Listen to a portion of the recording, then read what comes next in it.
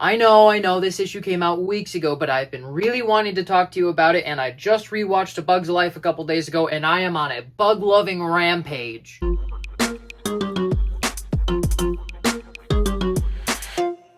Howdy, I'm Kurt Williams, and today we're looking at issue 1 of Bug Wars by Jason Aaron and Mahmud Asrar. This creative team could do anything and I would show up for it. Aaron has been writing excellent comics for I think a couple decades now, and Asrar is a huge artist, like literally he can't fit through most doors. He's probably been around for longer than I realized, but he has done some really high profile stuff and he always knocks it way out of the park. In the afterword of this comic, Aaron mentions that he wanted to combine light-hearted imagination stories with dark epic fantasy, kind of like Honey, I Shrunk the Kids combined with Game of Thrones. And if you're thinking to yourself, well, that sounds really interesting, then you're right. It is very interesting. And if you're also thinking to yourself, that sounds very hard to do, then you're also right. It is very hard to do in a way that works. And there is specifically a lot of pressure on the first issue to perform, to set the stage for all of the things that we're going to deal with in what I assume to be a mini-series. Because in that first issue, you have to give the reader enough of a hook that they feel like there is something they can latch onto, and there will be more that they can discover as they go, but also not so much information that they feel overwhelmed and the pacing is just way too fast and it's not fun and enjoyable. You can't live in the moment of the comic. And after reading this issue a couple times, I can confidently say that these artists know how to walk that line. We start off the issue with this cute blurb about bug lore, of what's going on in the yard, which is just, some yard, but for the bugs it is an entire world. And it treats it like high fantasy. It feels like Lord of the Rings, and you know that they're small, but once it drops you down into the action, it feels huge. We have this giant war scene to start off the issue. It's super bloody. It's very action-packed. Asrar's work is astonishing here. His layers are fabulous. His shading is fabulous.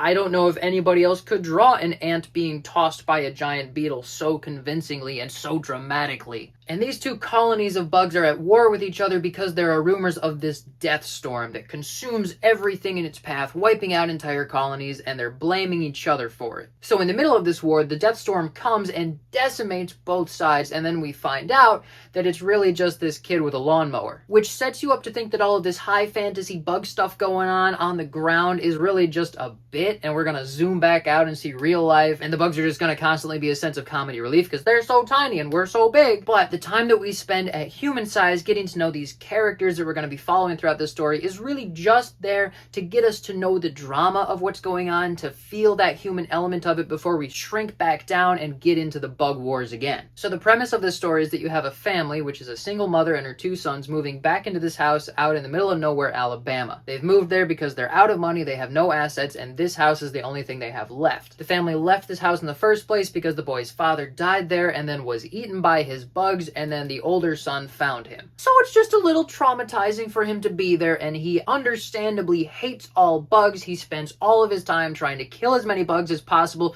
You can tell that he's really popular in school for sure. The younger brother, on the other hand, whose name is Slade Jameson Slaymaker, whose parents I'm sure very specifically gave him that name with the expectations he would grow up to be a monster truck driver, has inherited his father's love for bugs. He has a huge collection of all these exotic bugs, and he has a ton of tanks, kind of like how my house looks, but with fish tanks. So you can already see this very deep drama between the two brothers. The one brother hating bugs with a very good reason for it, and the one brother loving bugs with also a very good reason for it. So we start in the middle of this super dramatic bug war, and we zoom way out to see the real people, and we get a sense of their drama. And then towards the end of the first issue, the younger brother is chasing one of his beetles, trying to save it from his older brother, and he accidentally touches some magical amulet or something, and he gets transported into the bug world. And I'm assuming that we're just going to spend most of our time in this series in the bug world, getting to know what's going on in the yard, the deeper lore of what's going on with the bug wars. And based on the cover, I think it's safe to assume that the older brother is going to be the overarching villain of the series. You can see him there with his big old shaggy hair holding a can of bug-killing juice. Now, all of the writing in this issue feels, unsurprisingly, very tied together. The characters are believable and interesting, the drama is believable and interesting, the pacing is great, the scope is great. It feels like a very familiar, nostalgic idea, but it's still fresh. I love that there is so much lore for the bug world. There's a map at the end of the issue. There's a bunch of character studies.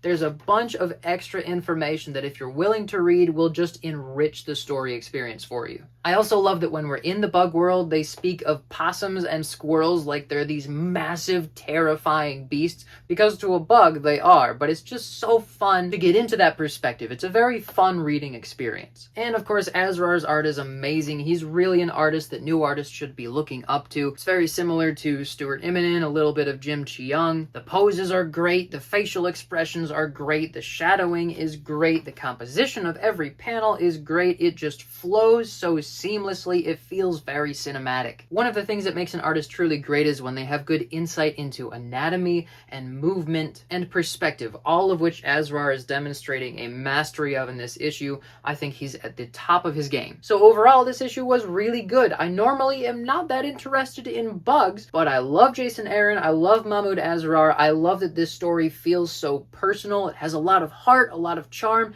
I'm really interested to see where it goes. I'm definitely going to be buying the whole series, and I recommend you let your comic shop know that you want to get a copy for yourself, because it is very good and worth the money. My only nitpicky complaint is that something Jason Aaron's been doing lately, like in Once Upon a Time at the End of the World, is he's just been putting so much swearing into his stories. And it's not that I have a moral issue with this, it's just that it's getting kind of distracting. It's like he's looking for the most creative way to use these words, but it just ends up sounding like a fourth grader who doesn't know how to use it yet, and they're just trying to throw it into every sentence to sound cool. So I guess that being said, maybe don't put this comic in the hands of your like 9-year-old child, because it does have some pretty strong language. But other than that, this is a great story, PG-13 and above. So I'm gonna rate issue 1 of Bug Wars a 9 out of 10. I think this deserves a pretty high score. I wouldn't say it's a 10 out of 10 because it's not blowing my mind, but I am really enjoying it. I have a hard time finding anything I dislike about it. Let your local comic shop know that you want a copy because it is totally worth it. A quick life update for those of you who stick around this long. I have recently accepted a job teaching humanities at a school for this fall, so I have a lot to prepare for leading up to that. And because the school is a little bit far away from me, we're also going to be moving in the next month or so. So I have a lot of things coming up, and once I start teaching, it's likely I won't be able to do as many videos. I'm gonna try doing like 1 video per week and see how it goes, but obviously my first priority is gonna be the students. In the meantime, I would really like to do at least 1 more state's worth of comic shops. I've heard some people suggest Pennsylvania, Ohio, Tennessee. I'm thinking maybe a small northern state would be a nice change of pace so I don't have to drive more than an hour between some of these shops. And of course, I'm still working on interviews that are coming up. I'm working on 2 comic projects right now, and they're both moving kind of slowly, but they're getting work done. The point is, there are still things coming up in this channel, so stay tuned, support your local comic shop, and if you read it, what did you think?